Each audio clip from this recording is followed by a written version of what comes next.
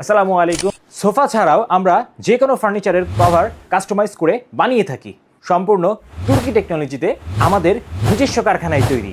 Unique ডিজাইনের এই বাবলগুলো আপনার সোফাকে দিবে অসাধারণ একটি লুক।